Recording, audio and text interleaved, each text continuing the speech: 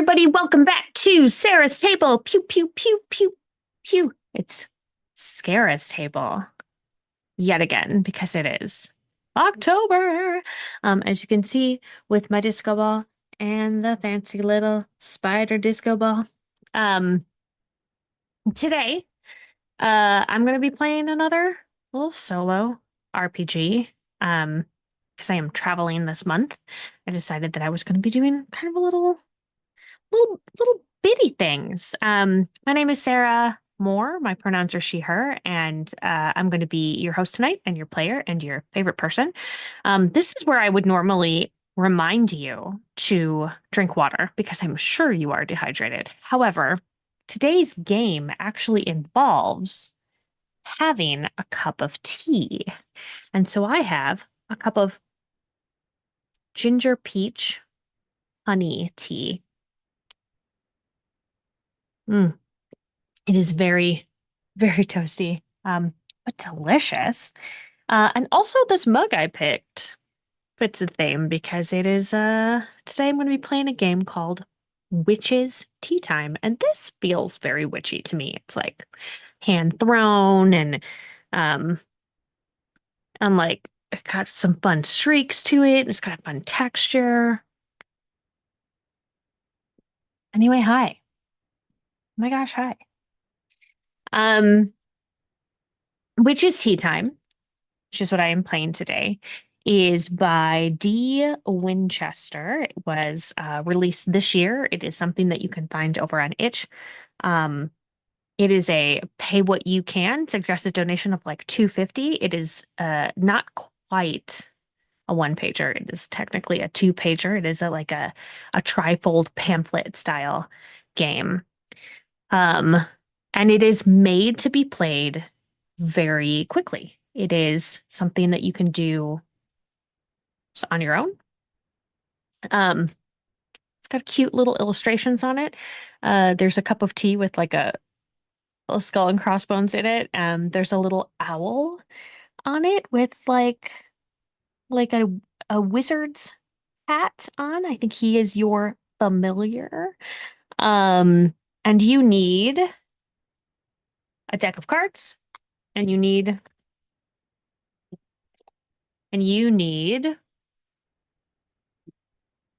a cup of tea. Um, As you know, as we talked about last week, when I was doing the spooky readings and things, I'm not a big like scary movie, scary game, horror kind of person. And so I felt like this is such a great way of sort of engaging with the content, because I like witchy stuff. I'm pretty witchy myself. But it doesn't always have to be spooky in order to be witchy. So I'm going to do a little quick reading with you, which is tea time. When something terrible happens, heroes rise up to right those wrongs, but who handles the lesser evils? Swords can't solve every problem. Who takes care of all the villains that plague the world when it's something minor? Fortunately, for subtle problems like this, there are witches like you. A curse here, a hex there, and eventually the world will be set right once more.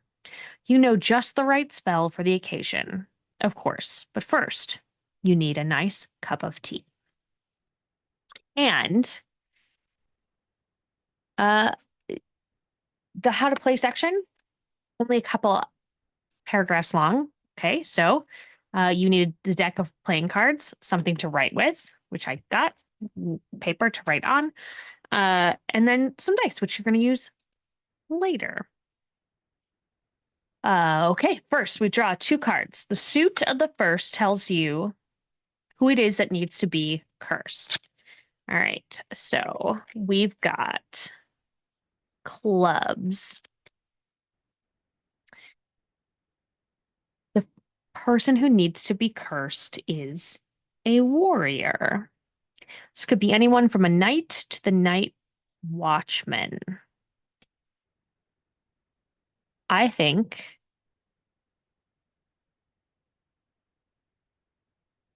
Yeah, let's go with the night watchman. It is a night watchman, a local night watchman. All right. Second tells you what terrible mistake they've committed. The higher the number of the card, the more important they are, the more severe their offense. So he was a 9. That's pretty high. So he's maybe, let's say that he's like a captain of a local night watch. Money. Diamonds is money, money theft, a swindle, an expensive mistake. Okay, so this night watchman. So now our tea is steeping, and think about the awfulness of the situation and imagine if you dare the best possible remedy for it. All right, so an 8, not all the way up there, but pretty high still. It's more than halfway up. Um, I think that he is stealing. Just feels very like I don't know why Robin Hood, like Disney's Robin Hood, popped into my head. Like that they're just like taking the taxes for themselves. So I think he is stealing from all of the townsfolk, saying that the taxes are higher than they should be.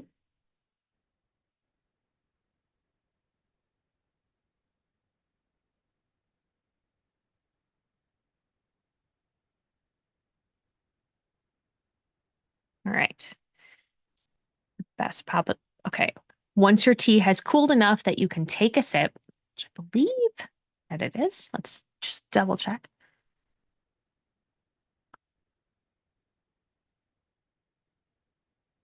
Okay. Great. Once your tea has cooled enough that you can take your first sip, start writing. Describe your curse in detail. The perfect curse would be appropriately clever and memorable. It might even include the name and or ritual details. Continue writing until you either run out of tea or your tea grows cold. Once either happens, your curse is complete, and all that's left to do is cast it and flip over to the back of this pamphlet and cast your spell. Okay, great. There's a little section here next to our adorable owl, who is obviously my familiar, and whose name I think is. Hmm, I don't know why, but he looks like a Lenny to me. So he's Lenny the owl, with this adorable little hat. I think is purple, purple hat, because that feels right for me personally as a witch. Um,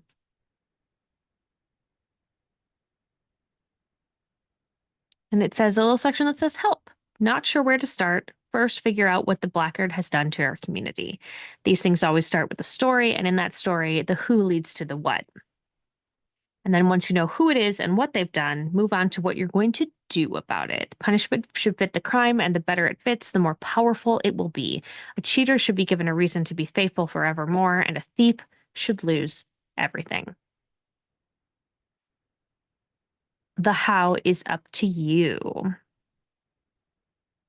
So, to craft this, I'm going to say that I think it's probably very important to know who I am as a witch in order to know how I would curse somebody, because I think it would come out of that. I see myself as a pretty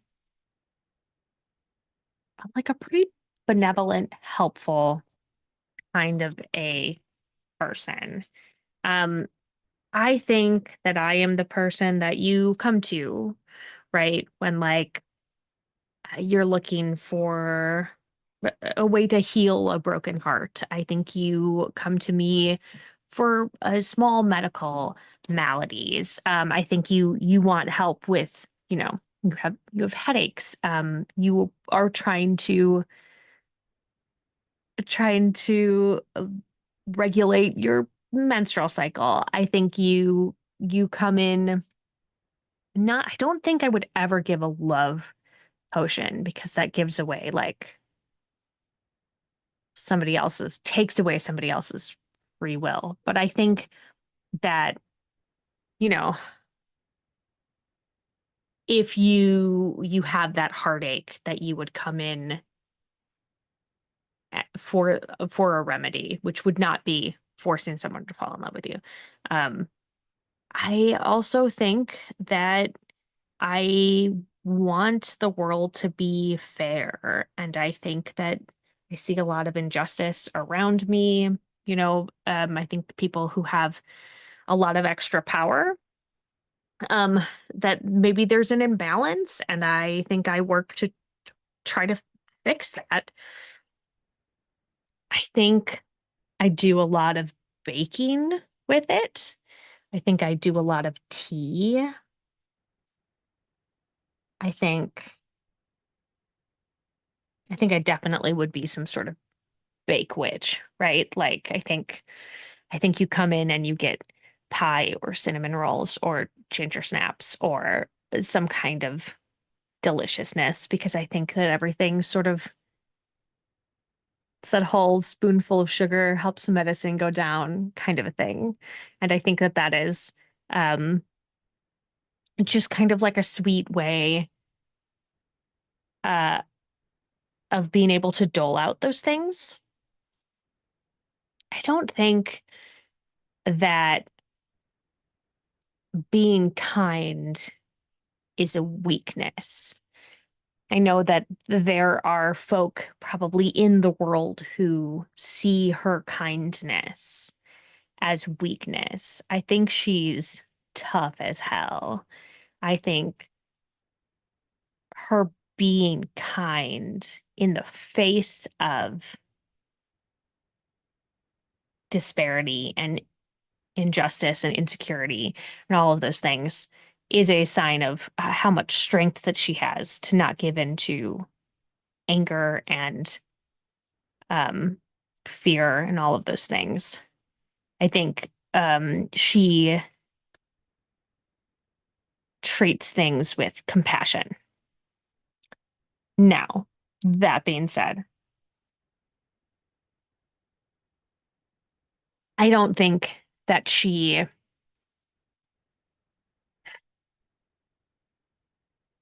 like shies away from anything. Um, I don't think that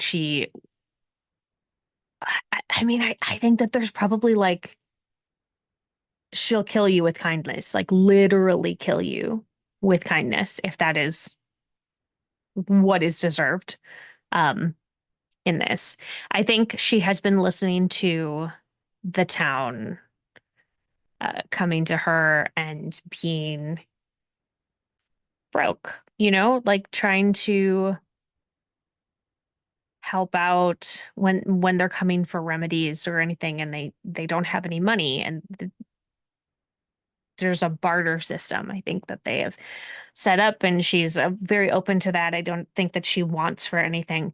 Um, but people aren't offering coin anymore. I think they are offering like, we baked this thing.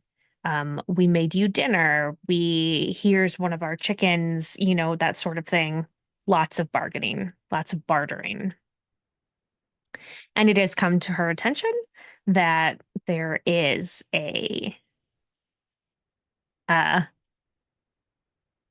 that the captain of the guard, of the captain of the night watchman, let's name him Fennec.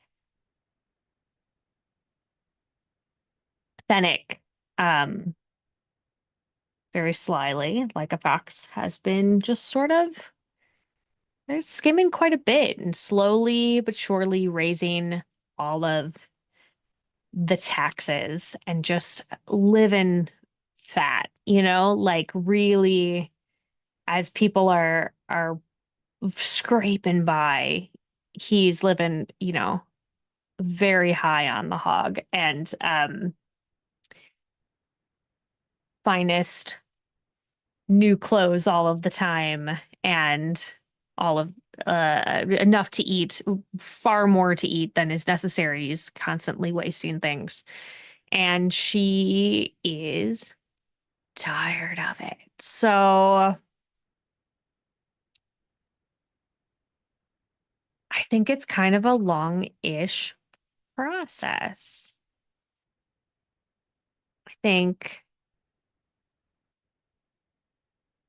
oh, maybe it's not a long process. I think she bakes him a tray, bakes Fennec a tray of, hmm, I think they are bars of some kind. And I think that she makes them look like gold bars.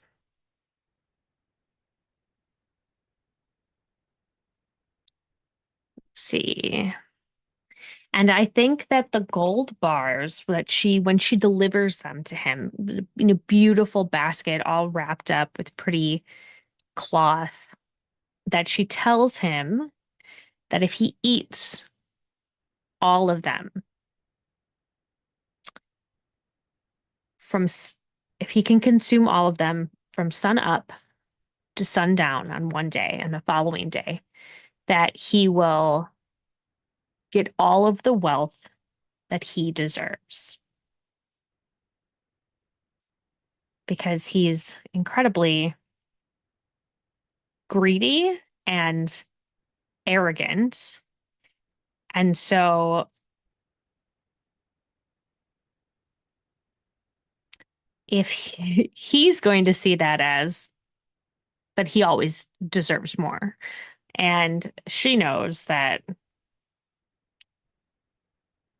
that's not the case, that it is a carefully worded, get all the wealth that you deserve. So, let's see, what would be in, let's see, trying to think. She would want it to be sweet because she wants it to be something that he would want to eat. It needs to be something that tastes good. Um,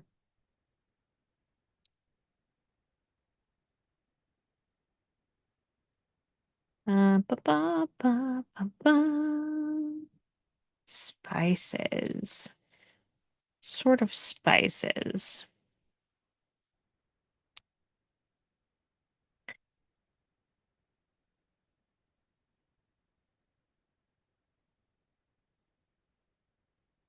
I think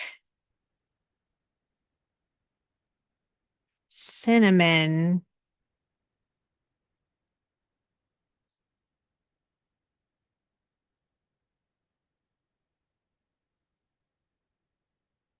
So cinnamon, wildly, in a lot of places means it stands for temptation. Cinnamon stands for temptation. And so I think that she would use a lot of cinnamon to sort of cover up any other ingredients she would have in there that would be something that would like cause the hex, the curse. So cinnamon is also a very strong flavor, and if it's something that you have in there, it kind of masks a lot of other flavors. So I think she would have something in there for like justice. Um, I bet she would bake, let's see, flowers. There's a lot of flowers that mean things. Flower meaning, say, is there a flower that means justice? Let's find out. Black-eyed Susan symbolizes justice. Interesting. Um, I think she would put some edible flowers in there. So she probably put the black-eyed Susan in there. Blackthorn apparently also stands for justice, and blackthorn um could be associated with, let's see. Da, da, da, da, da. Well, come with me on my both medicinal and sort of witchy journey. Um, Blackthorn um has the some berries and things on it that you can make into gin. Slow gin is actually made from the blackthorn plant, and so I think she probably has some gin in there, some for some justice. She probably would um take some things out, say magically, like uh in the ritual with all of the sort of like circular stirring, which is all very methodical, that instead of stirring it clockwise, she would maybe stir it counterclockwise, like Wittershin. She'd go backwards, kind of take out anything that he would be getting. Um, and then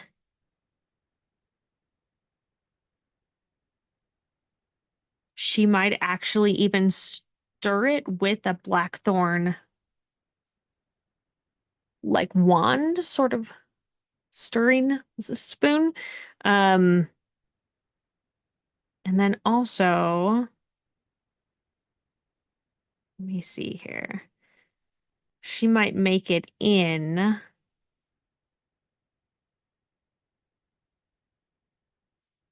like a copper vessel because that copper usually symbolizes wealth. And so if she is making it in copper and then doing everything kind of backwards, then I feel like that would like undo the wealth. Um, so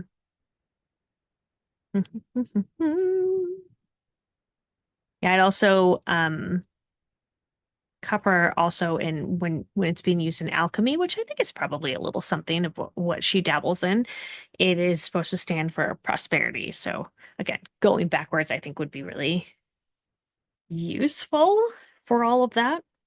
Um, I feel like these have to have a good name, like the bars. She would want to be very clever with it. It said appropriately clever and memorable. So a tray of bars that look like gold bars. Hmm.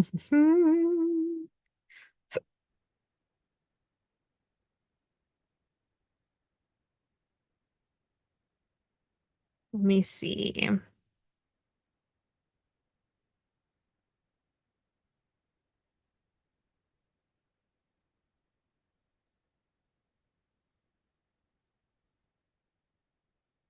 Fiscal, fiscal. Oh, welcome to how my brain processes things. Fiscal. I want to say like something about fiscal responsibility, but that's not like clever name.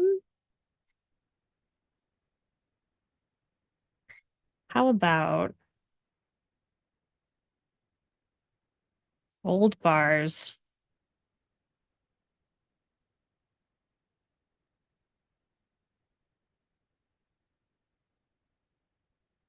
Gold bars of, I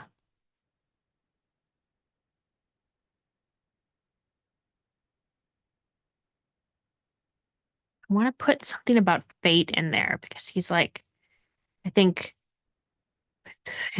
fated to be not great.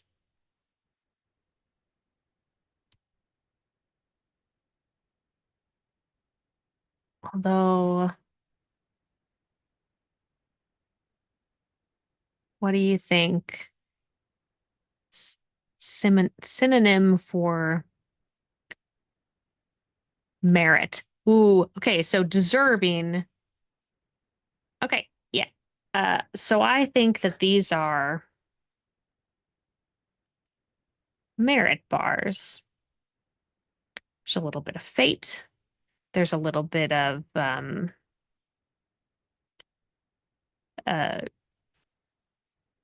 being worthy of something. You merit something. And so I think that it could be seen sort of as both ways. Like he merits these bars, and and again, he could see that as like a something that is very um something that is very like wow, my brain not engaged. Something that is like a really good thing. He deserves these bars because of what a wonderful leader he is. While we know the truth and that he's a thief and swindles people out of money and um, abuses his power. And so he also merits justice. So these are merit bars. Um,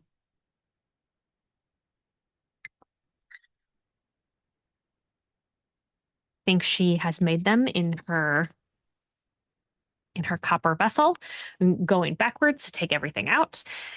All right. So let's see. A curse is complete. It's either when you have run out of tea or your tea has grown cold. And it's pretty room temp now. So, because I chat for a long time. So let's flip it over.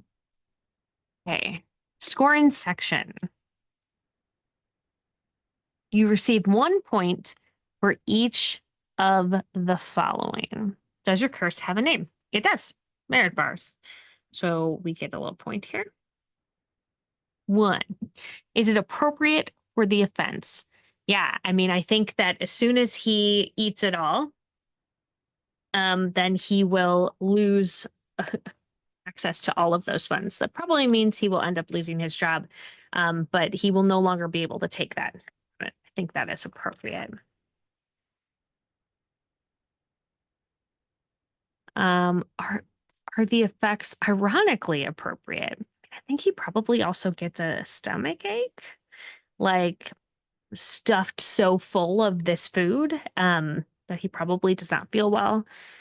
It included ingredients that were charged and magical. Was your tea enjoyable?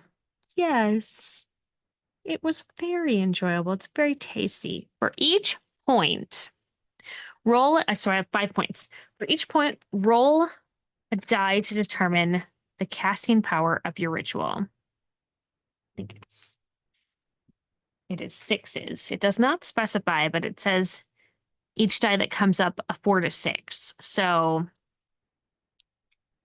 that makes, I'm assuming that that means that it is sixes. So, okay, it looks like only got 4 6s in here, so I'm going to have to roll another one. Okay, so first,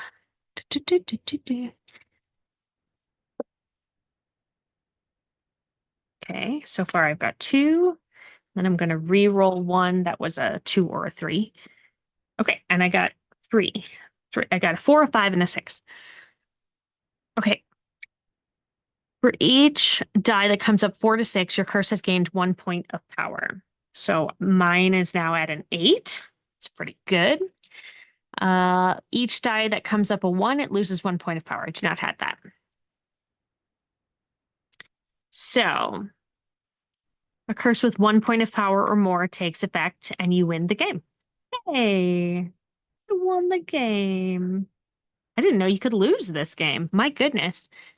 A 1 point curse is a minor subtle thing. 2 points of power is necessary for a proper curse. And 3 points, well, let's just say that the target's grandchildren will rue the day that this happened. We are at 8. My goodness. It is a very